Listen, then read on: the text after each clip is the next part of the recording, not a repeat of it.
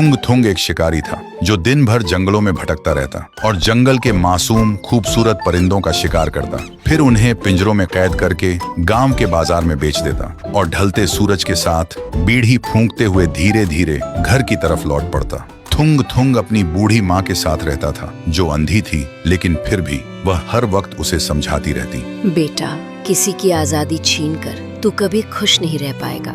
लेकिन माँ को एक बात नहीं पता थी, थुंग थुंग को उन मासूम बेजुबान परिंदों को तड़पते हुए देखकर सुकून मिलता था, इसलिए वह माँ की एक भी बात सुने बिना उन्हें घर में अकेला छोड़कर रोज जंगल चला जाता। लेकिन एक दिन थुंग थुंग जंगल के सबसे घने और सुनसान रास्ते से जा रहा था। तभी उसे रास्ते के बीच एक सुनहरे रंग का पिंजरा दिखा और उस पिंजरे के अंदर एक खूबसूरत चिड़िया कैद थी।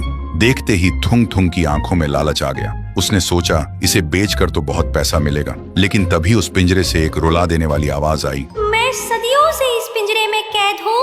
थुंग थुंग, अगर तू मुझे आजाद कर दे तो बदले में मैं तुझे एक ऐसी जादुई शक्ति दूंगी कि तू जिस भी चीज को अपने लालच भरे मन से छुएगा वो सोने में बदल जाएगी।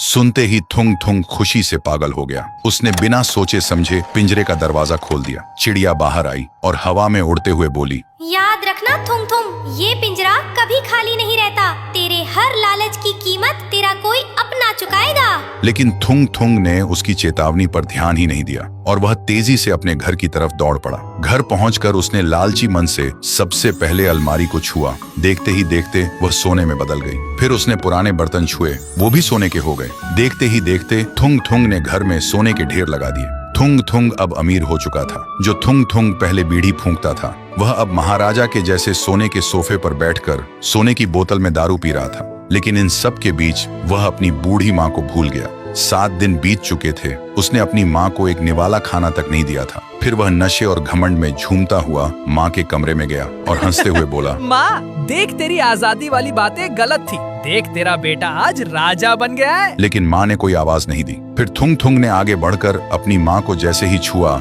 उसकी माँ सोने की मूर्ति में बदल गई। थुंग थुंग का नशा 1 सेकंड में उतर गया। वह घबरा कर पीछे हटा और तभी उस कमरे में एक डरावनी हंसी गूंज उठी। मैंने कहा था ना थुंग थुंग, वो पिंजरा कभी खाली नहीं रहता। तेरी माँ भूख और प्यास से कब की मर चुकी थी। तूने सोने के लालच में अपनी माँ को भुला दिया और अब उनकी आत्मा हमेशा के लिए उस पिंजरे में कैद है। सुनते ही थुंग थुंग पागल हो गया। उसने रोते हुए अपने हाथ जमीन पर पटके और चिल्लाने लगा, ले ये शक्ति और मेरी माँ को वापस दे दे। पर जमीन पर हाथ पटके ही जमीन से होते हुए पूरा घर ही सोने में बदल गया और जमीन के अंदर धंस गया।